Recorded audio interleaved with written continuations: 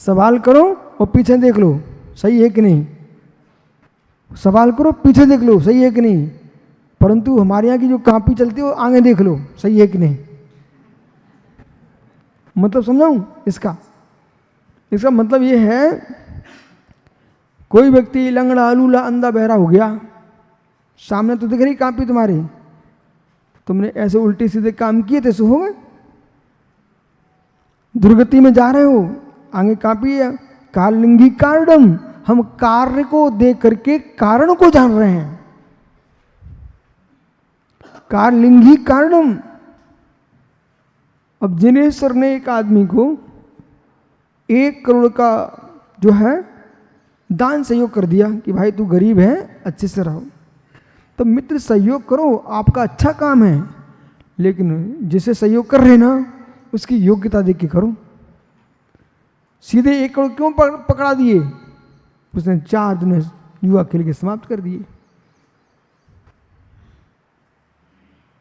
सहयोग करने वाले मिल सकते हैं, सहयोग करने वाले मिल सकते हैं, पर स्वभाव बदलने वाले कौन मिलेगा। बोलो पीयूष 1 करोड़ दिए जिनेश्वर ने कि भाई तुम गरीब हो, ये आप समान हो जाओ, पर उस अभागे ने क्या किया, जैसे 1 करोड़ हाथ लगे ना बस उल्टी सीधे काम करके समाप्त कर दिया।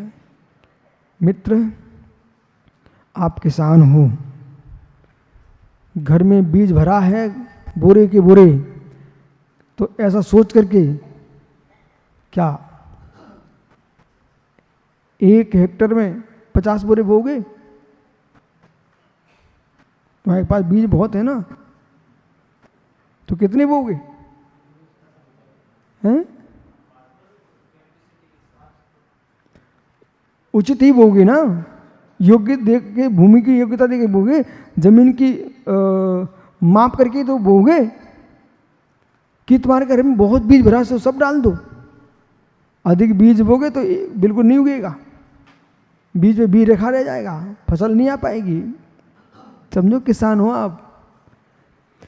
तो मित्र बीज भी बोया जाता तो इतना ध्यान रखा जाता है कि एक पौधा उगेगा वो उतना कितना स्थान घेरेगा, उसके स्थान का ध्यान रखना पड़ेगा नहीं रखना पड़ेगा। तभी तो यदि आपने बिल्कुल संगठित करके बीज डाल दिया तो एक पौधे के लिए स्थान नहीं मिलेगा, आपस में टकराएंगे, कौन बढ़ेगा, वृद्धि कौन करेगा। आप देखो पीयूष, किसान खेत करना भी एक विज्ञान है, उसे पता रहता कि कितनी दूरी पर कौन सा बीज लगाना हमारे लिए। ओहो, बीज बढ़ाने के लिए भी अंतर चाहिए, गजब, बीज अंकुर के लिए अंतर चाहिए, ऐसे विकास के लिए अंतर चाहिए, विकास के लिए अंतर चाहिए, सिद्धांत पकड़े, विकास के लिए अंतर चाहिए। विकास के लिए अंतर चाहिए। बच्चे का लिए गर्भाधान हुआ है, विकास के लिए अंतर चाहिए। अब माता पिता की दूरी चाहिए, पिता बनना चाहते हो तो गर्भाधान के बाद दंपति में दूरी नहीं है तो बच्चे का नाश होगा, विकास नहीं होगा। और दूरी चाहिए, 9 महीने दूर रहिए। ऐसे किसान बीज बो के चला गया, देखो सामने पीछे गन्ना का खेत है, जिसने बीज लगाया है, पौध लगाई है, उसे मालूम था कितनी दूरी पर लगाना, बच्चे के पत्ते फैलेंगे यहाँ, विकास के लिए दूरी चाहिए। ओ विद्या के लिए परिवार से दूरी चाहिए, विद्या के लिए गुरुकुल परंपरा क्यों थी, परिवार से दूरी चाहिए। मोबाइल को लेके जाने वाले विद्यालय में वे क्या परिवार से दूरी बना पाएंगे। परिवार छोड़िए, पता नहीं कहाँ कहाँ से बातें चल रही है, दूरी चाहिए। अनिकेत बेटा, ज्ञानी बनना है, श्रेष्ठ साधक बनना है, पास में बैठने से दूरी नहीं, मोबाइल को फेंकना पड़ेगा, दूरी चाहिए, अन्यथा तुम ध्यान नहीं लगा सकते हो। जैसे बीज को बढ़ाने के लिए, फसल के लिए दूरी चाहिए, विज्ञान के लिए दूरी चाहिए। भेद विज्ञान का अर्थ ही दूरी है। बोलो पीयूष, तत्व ज्ञान से बोलिए। भेद विज्ञान का अर्थ ही दूरी करना है, पृथक करना है। जो ज्ञान के लिए दूरी चाहिए, पुत्र उत्पत्ति के लिए दूरी चाहिए, खेत की फसल के लिए दूरी चाहिए, आत्म ध्यान के लिए जगत से दूरी चाहिए, और निर्वाण के लिए कर्मों से भी दूरी चाहिए। पृथकीकरण की क्रिया मतलब अक्षय, ये दृष्टि, तात्विक व्याख्यान बिल्कुल व्यक्ति के मस्तिष्क में बैठ रहा है। वक्ताओं का कर्तव्य है इतना गहरा अध्ययन करके आए, श्रोताओं को पढ़ना ना पड़े, आपका व्याख्यान ही उनका ज्ञान बन जाए। इनको पैसे क्यों देती सरकार? प्रोफेसर, शासन ने पैसे क्यों दिए आपको? प्रोफेसर का अर्थ ही पढ़ के आया जीव है, तभी तो प्रोफेसर बना। अब जो छात्र आ रहे हैं उनको आप ऐसे पढ़ाओ कि सामने पुस्तक भी नहीं दिख रही है और प्रोफेसर पढ़ा रहा है, और घर जाके बच्चा पुस्तक में मिलान करे, पुस्तक फेल हो जाए लेकिन प्रोफेसर फेल ना हो। कई बार पुस्तक में गलत छप जाता है प्रेस की कमी से, पुस्तक में गलत छप सकता है प्रेस की कमी से, परंतु अध्यापक की बुद्धि में गलत नहीं छपना चाहिए स्वयं की कमी से।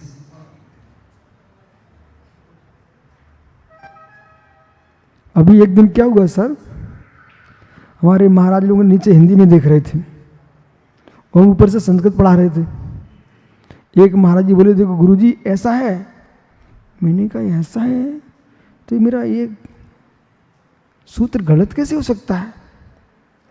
मैंने कहा भाई तू एक काम कर, ऊपर देख। याद है भाई निसंग साहब? मैंने कहा ऊपर देख, और जैसे ऊपर देखा तो जो हमने बनाया था वैसे ही लिखा मिला। मैंने कहा मुझे मेरे अपने गुरु पर विश्वास है, उन्होंने मुझे पढ़ाया था।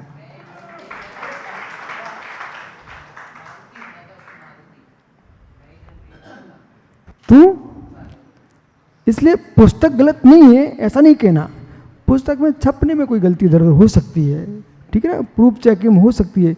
वे महात्मा जी देखो, आप देखते हैं इनको कहीं बैठे मैंने ऐसे करते मिलते हैं, देखा ना आपने? सब सुब्रसा सब लोग ध्यान रखते हैं आपके ऊपर। ये माताएं मुंह हिला रही हैं, बोले महाराज ऐसे करते मिलते हैं, मतलब बेचारे दिन भर लगे रहते, प्रूफ चेक करो, कितनी मेहनत लगती है।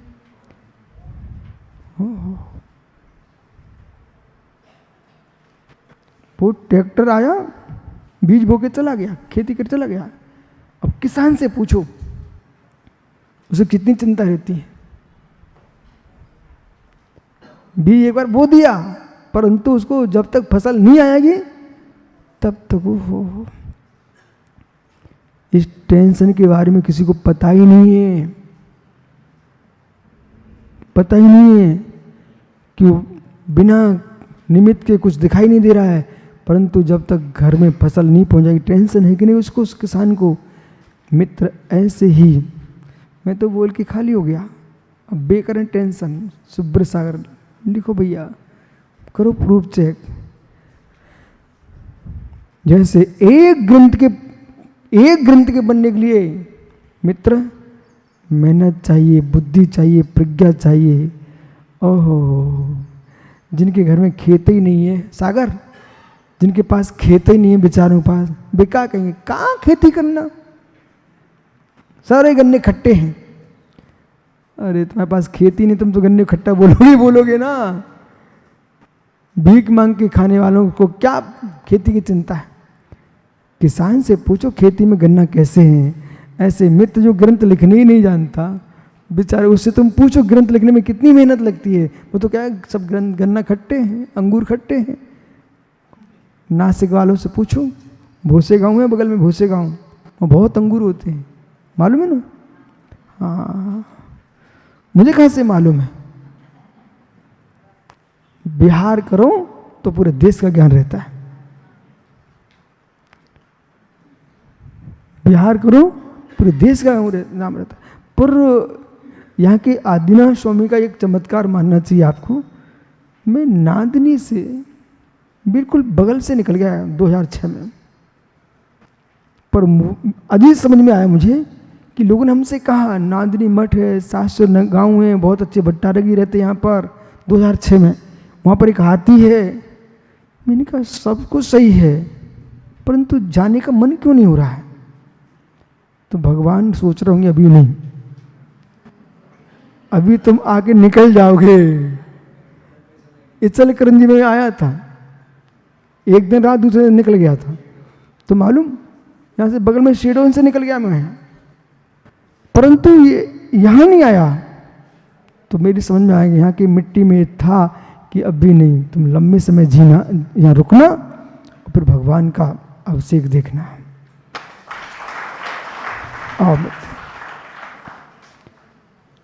कारणकार मीमांसा,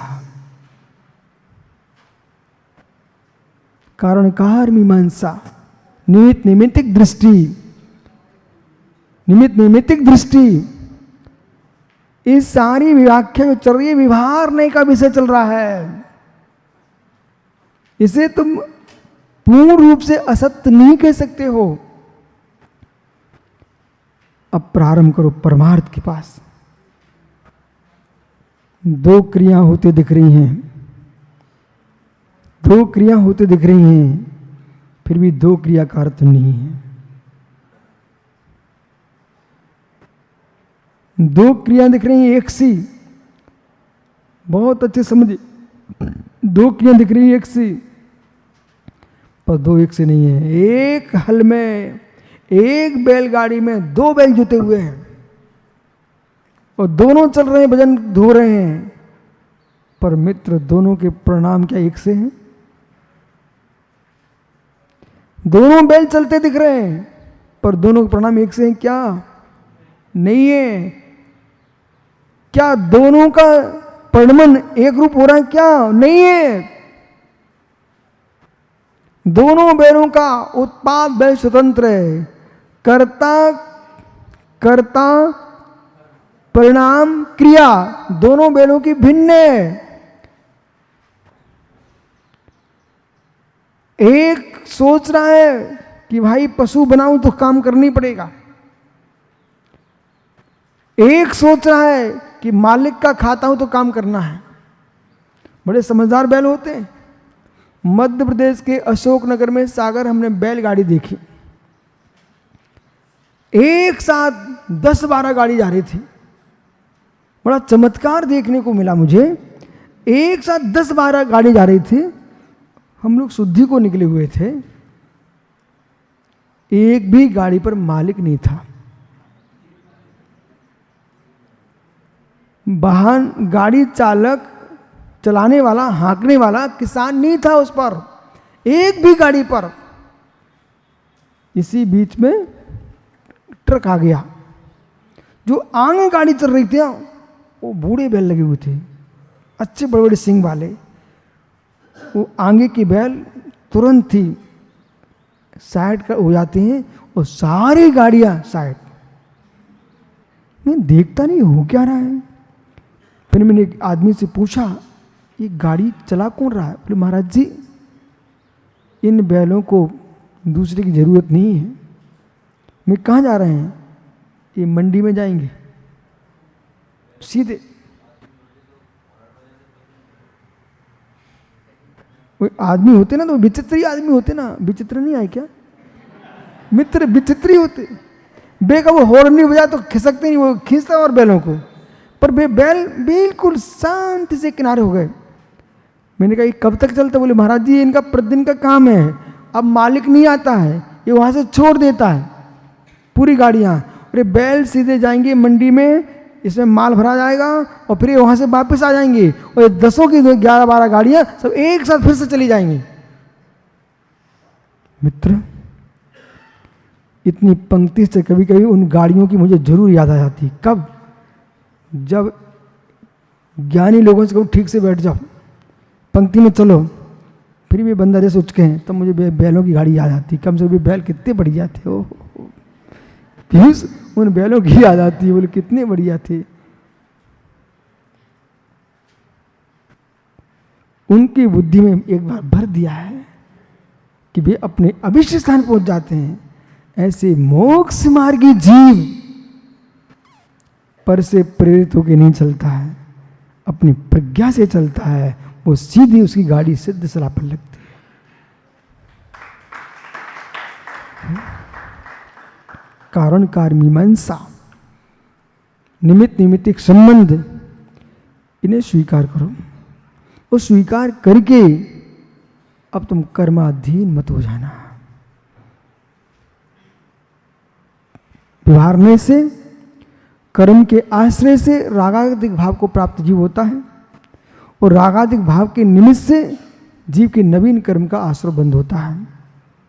ये निमित्त निमित्तिक दृष्टि, उपादान पर दृष्टिपात जब करते हम तो कर्म का प्रमाण कर्म में स्वाधीन है और जीव का प्रमाण जीव में स्वाधीन है। जीव कर्म का कर्ता नहीं है और कर्म जीव का कर्ता नहीं है। स्वकीय स्वकीय उपादान की योग्यता, अशुद्ध उपादान से जीव में रागादिक भाव आ रहा है और पौद्रिक कर्म में अपना प्रबंध चल रहा है। इस उपादान दृष्टि है। निमित्त निमित्तिक दृष्टि से देखेंगे तो स्वाशुभ राग द्वेष के निमित्त से जीव जो है स्निग्ध वृक्षत्वात् बंधा,